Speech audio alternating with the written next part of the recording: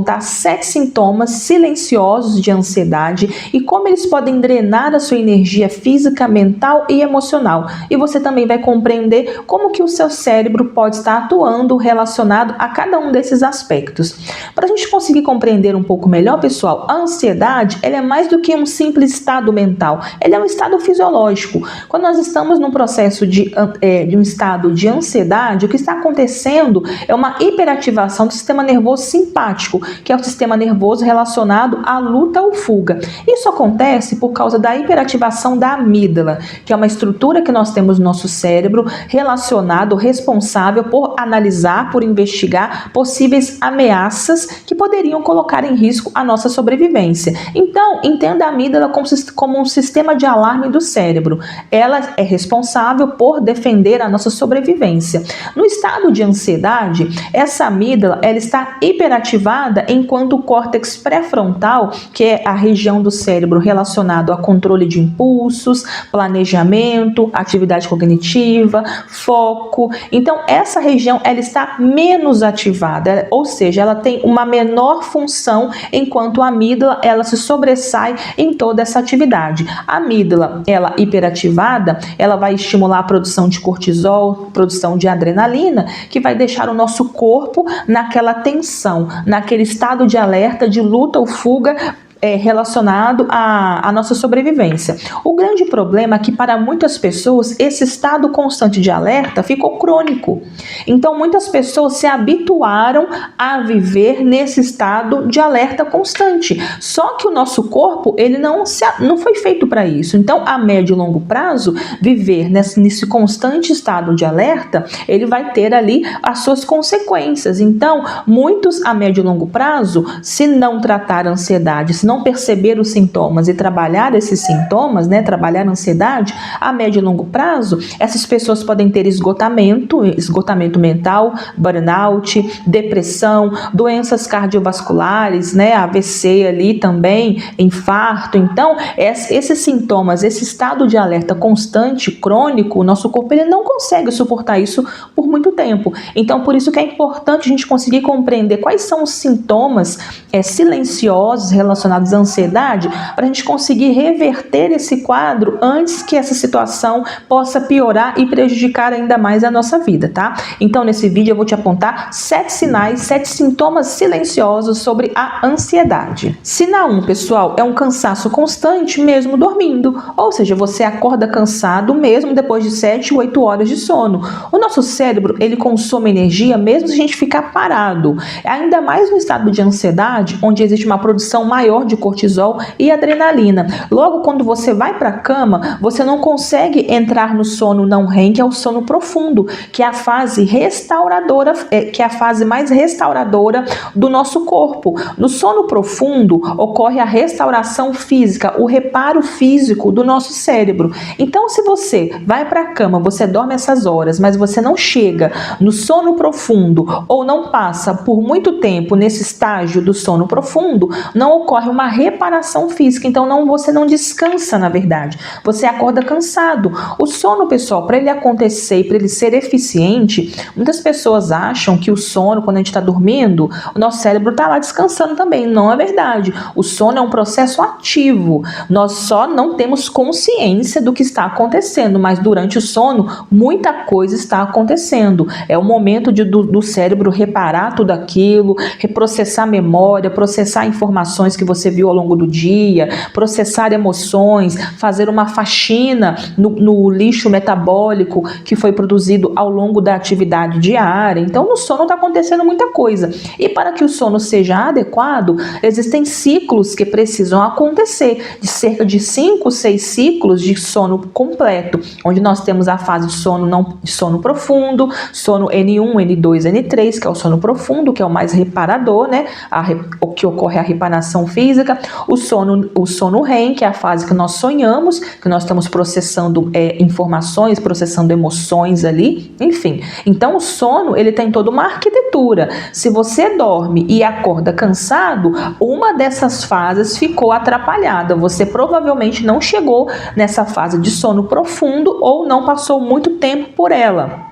passou de forma ineficiente, então não houve esse reparo físico do seu corpo relacionado a isso, tá? E quais são as possíveis causas? Bom, pode ser café, de repente você está tomando muito café na parte da tarde. A cafeína, ela tem um tempo de meia-vida, pessoal, de 5, 6, 7 horas em média. Então, se você toma um café, por exemplo, 3 horas da tarde, 10 horas da noite, muito provavelmente tem a metade da concentração de cafeína no seu corpo ainda.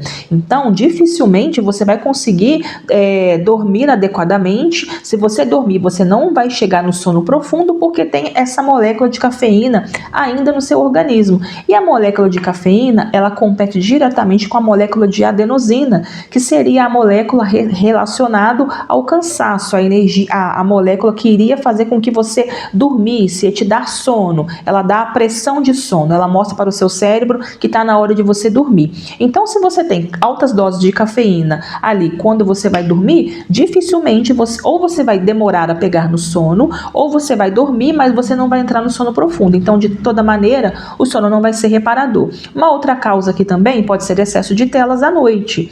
Então, se você tem o hábito de utilizar muito celular à noite, você dorme agitado, você está colocando muita iluminação também ali na sua visão. Isso confunde o cérebro, né? Então, o cérebro ele não sabe a hora certa de produzir melatonina, por exemplo, na hora de você dormir. O cérebro, assim, quando você acorda e você se expõe à luz natural, à luz do dia, ele consegue captar essa informação luminosa e a partir daí ele vai começar a produção de uma sequência de neuroquímicos, hormônios, para você começar o dia. E aí, quando você chegar no período da noite e você ainda tem essa luminosidade, claro, luminosidade artificial, o cérebro ele não consegue compreender exatamente que o dia acabou. Então, ele fica todo atrapalhado, ele não sabe a hora de produzir melatonina, ele começa a produzir cortisol e adrenalina, porque você ainda está na influência dessa iluminação artificial também, né? Tanto artificial do ambiente, como a artificial também das telas do celular. Enfim, então, o excesso de telas também, o excesso de iluminação noturna, ele também pode atrapalhar você a completar esse ciclo aí do sono. Então, por isso, o seu sono dele não é reparador, tá? Então, enfim, resumindo aqui, o primeiro sintoma de ansiedade que o seu corpo está vivendo em estado constante de alerta é um sono não reparador, ou seja, você dorme e não descansa. O segundo sinal é uma tensão muscular crônica. Então, muitas pessoas, elas têm um ombro mais recolhido, mandíbulas mais travadas. É como se a musculatura ela estivesse mais tensionada. É como se o corpo estivesse sempre preparado para lutar ou fugir. Porque, na verdade, nesse estado fisiológico relacionado à ansiedade, é isso mesmo que está acontecendo. É o excesso de cortisol e adrenalina que a sua mente está percebendo que você precisa disso para se defender, para garantir a sua sobrevivência. Então, aos poucos, essa tensão ela vai se acumulando nos músculos e isso pode virar o quê? Uma dor crônica. Então, pessoas que apresentam dores crônicas, dores nas articulações, dores na musculatura mesmo, são de fato pessoas que estão acumulando essa tensão, essa tensão nos músculos, que claro, também é esse sintoma silencioso desse excesso de sobrecarga e de tensão que o corpo ele vai aguentando, né? Ele vai guardando para, claro, se preparar para lutar ou fugir. Então, esse segundo sintoma aqui é essa exaustão no corpo, essa dor, essa musculatura mais rígida. Terceiro sinal aqui, pessoal, é uma dificuldade em se concentrar. Então, de maneira geral, como a amígdala ela está mais ativa, é como se ela estivesse roubando energia do córtex pré-frontal. Então, a atividade do córtex pré-frontal, que é justamente essa capacidade, essa natureza mais cognitiva, mais analítica e mais de planejamento e foco e atenção, ela está menos ativada no estado de ansiedade. Então, por exemplo, você vai tentar estudar, você não consegue gravar nada.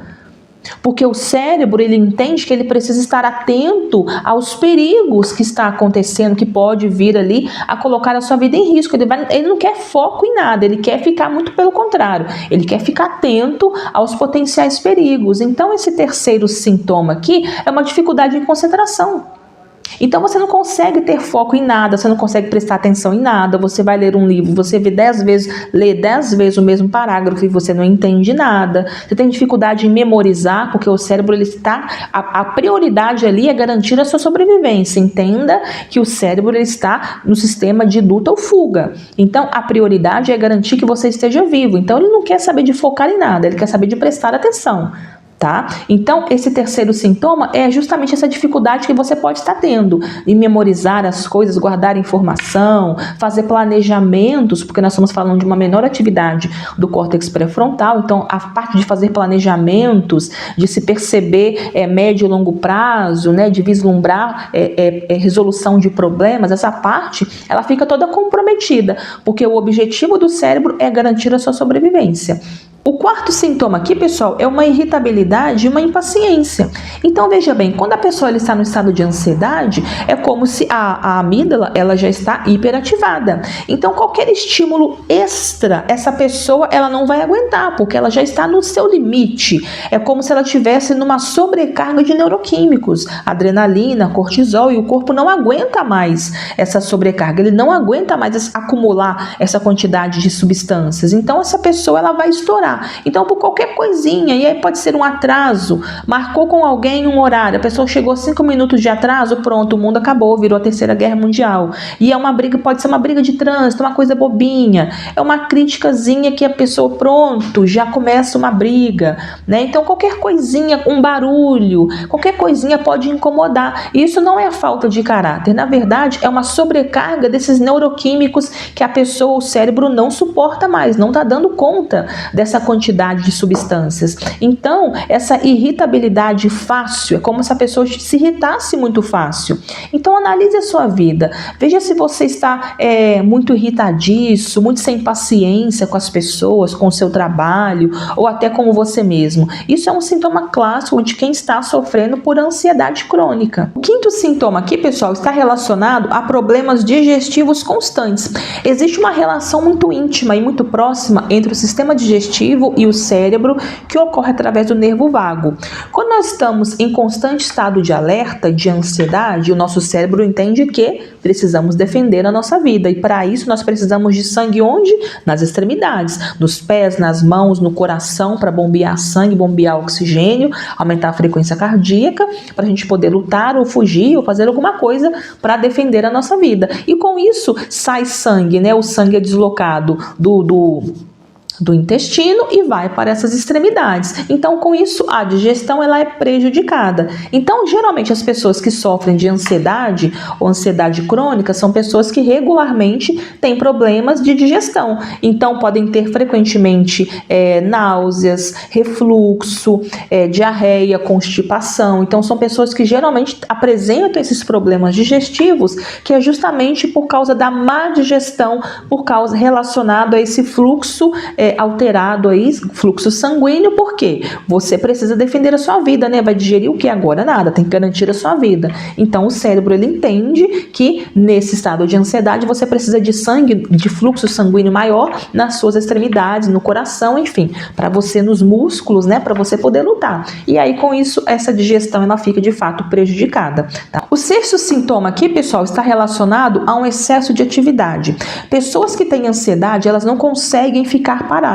Então elas estão sempre buscando uma distração, sempre buscando uma tarefa, uma atividade, porque o silêncio traz à tona pensamentos e emoções que são desconfortáveis. Então a pessoa, ela não quer lidar com aqueles pensamentos ou emoções desconfortáveis. Então ela vai sempre buscar uma distração. E aí pode ocasionar vícios de trabalho, a pessoa trabalha demais, vício de alguma tarefa, vício de limpeza, vício de redes sociais, enfim, qualquer tipo de vício, porque essa pessoa, ela não consegue lidar com o silêncio. Então, pessoas ansiosas têm dificuldade em meditar, têm dificuldade em ficar parado, têm dificuldade em lidar com o não fazer nada, em tranquilizar a mente, porque esse silêncio, ele traz à tona esses pensamentos que são desconfortáveis para a pessoa. Então, ela vai sempre estar buscando um excesso de tarefa, buscando atividades, e aí, claro que isso vai virando uma bola de neve cada vez mais, que vai levando essa pessoa sempre a um estado de exaustão também mental.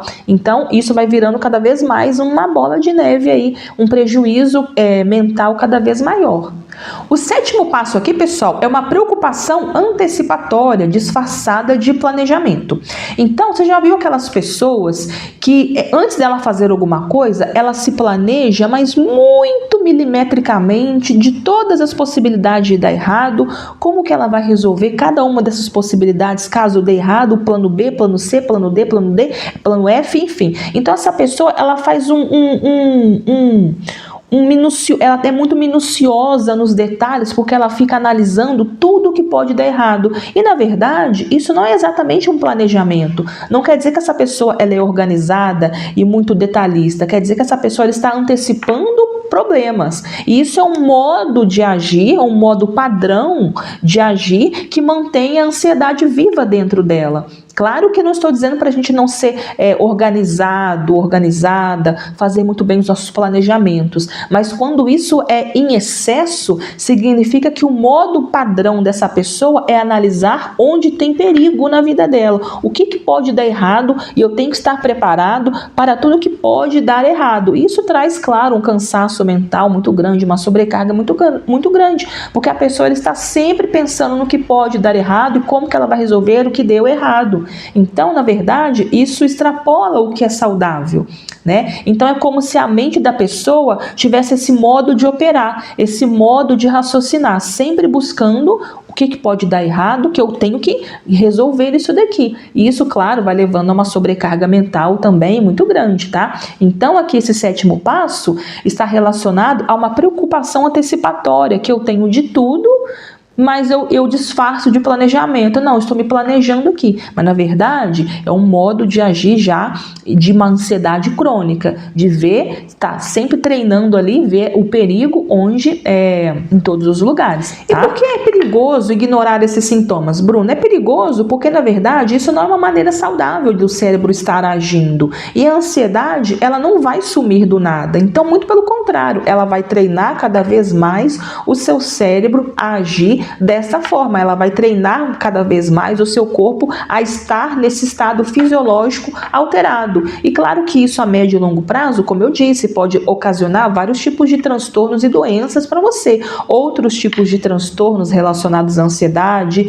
depressão, síndrome do pânico, doenças cardiovasculares ou outras doenças também, porque na verdade com esse estado alterado fisiológico do seu corpo, isso vai reverberar também no seu sistema imunológico. Vai deixar o seu sistema imunológico mais fragilizado, mais susceptível a infecções, enfim. Então pode trazer aí vários tipos de transtornos relacionados à sua saúde física, mental e emocional. Então, quanto antes, quanto você puder olhar para isso, trabalhar a sua ansiedade, manter ela em níveis ali aceitáveis, que seja com terapia, com meditação, oração, esporte, atividade física, enfim, algo que você vai gostar de fazer, vai se identificar. Então, o que você puder fazer aí o quanto antes pela sua saúde, vai ser bom. Bom, então é isso, pessoal. Se esse vídeo fez sentido para você, então comenta aqui abaixo, deixa o seu like, o seu comentário, compartilha essa mensagem com aquelas pessoas que você acredita que precisa dessa informação. Um beijo, pessoal, e eu vejo você no próximo vídeo. Tchau, tchau!